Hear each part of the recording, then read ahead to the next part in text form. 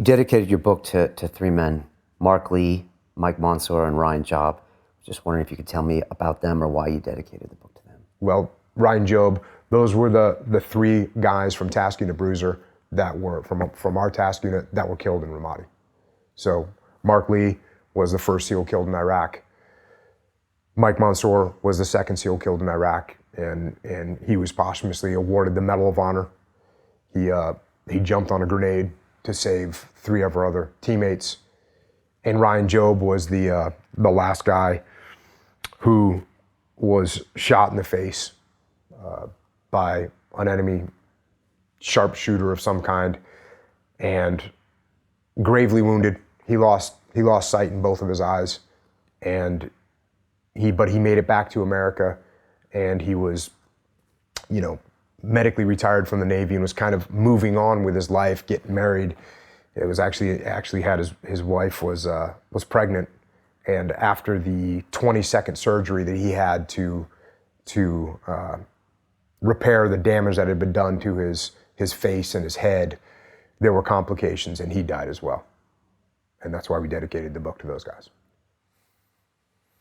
Do you find a way to deal with those kind of deaths, or is that something each one is something that you have to kind of put your heart around each time?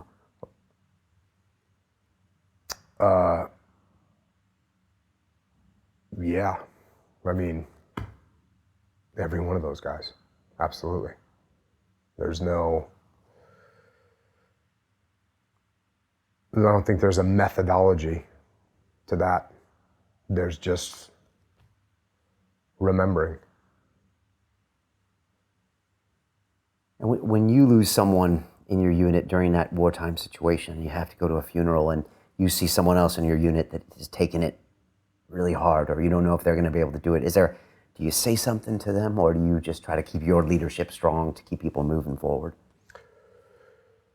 I mean, we're our own therapy.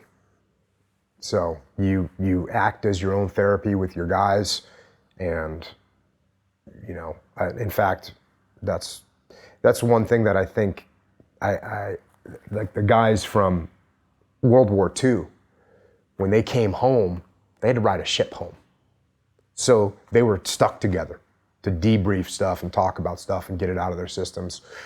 And in the Vietnam War, and plus those guys in World War II, they were with their unit, they were with those guys that they had served with, and they came home together. Whereas, like in the Vietnam War, those guys were, you could get pulled out of the field and go home by yourself. And, one day you're in the bush, and then 48 hours later, you're on Main Street, USA. So who did you debrief with? Answer, nobody. Who did you get therapy from? Nobody. Because guys don't want to go and say, hey man, I really want to talk about this to you, because I don't know you and you don't know what I know and you haven't seen what I've seen, so I'm not going to talk to you about it. But when you're stuck with them or you're with them, then okay, you can go through those memories and you can talk about those things, and I think that we provided our own therapy for each other to the best of our ability. To watch the rest of this fascinating interview, click on the link below and go to LondonRealAcademy.com. There you can sign in with your social media, log in and watch the rest of the episode for free, along with all of our episodes on London Real, my webinars, and all of our premium content, all located over at LondonRealAcademy.com. So click on the link below, you'll be directed there and you can watch the rest of this fascinating interview, and I'll see you there.